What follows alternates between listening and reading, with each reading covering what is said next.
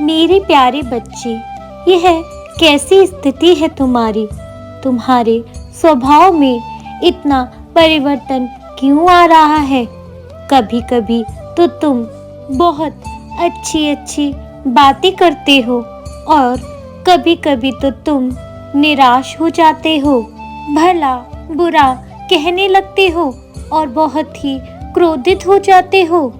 मेरे बच्चे, मैं समझता हूँ तुम ये सब कुछ जो भी कर रहे हो वह सब जानबूझकर नहीं करते हो। यह भाव तो स्वतः ही उत्पन्न हो जाता है। परंतु मेरे बच्चे, सत्य तो यह भी है कि तुम किसी भी परिस्थिति को बड़ी ही सहजता से संभाल नहीं पाते हो।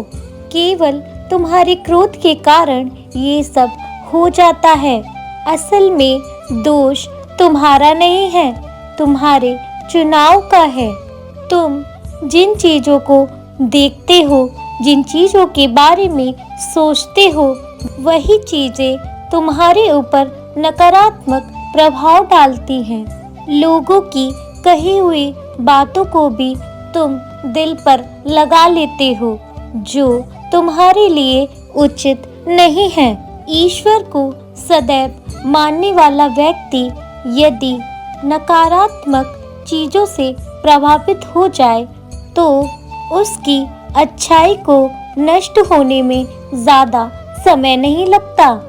कभी कभी तो व्यक्ति समझ ही नहीं पाता कि वह अच्छा कर रहा है या बुरा, लेकिन जब उस पर बुरी शक्तियों का प्रभाव पड़ता है तब वह भला बुरा कुछ भी समझने की परिस्थिति में नहीं रहता है।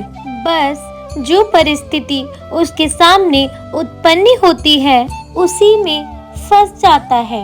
मेरे प्यारे बच्चे, इस युग में मनुष्य के साथ साथ नकारात्मक शक्तियां भी अच्छे लोगों की परीक्षाएं लेंगी।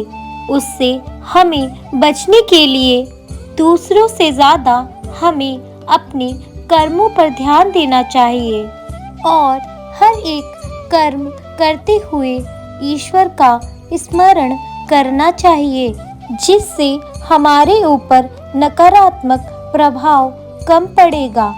मेरे प्यारे बच्चे, यदि तुम्हें भी जीवन में नकारात्मक विचारों का सामना करना पड़ता है और तुम उन विचारों से अत्यंत नकारात्मक हो जाते हो और तुम्हारे मन में भी तरह तरह के नकारात्मक भाव उत्पन्न हो जाते हैं, तो आप कमेंट में हर हर महादेव लिखें, जिससे आपके मन के सारे नकारात्मक विचार दूर हो जाएं।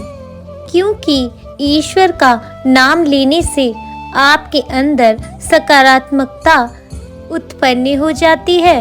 आपके हर एक भाव में सकारात्मकता उत्पन्न होना बहुत आवश्यक है।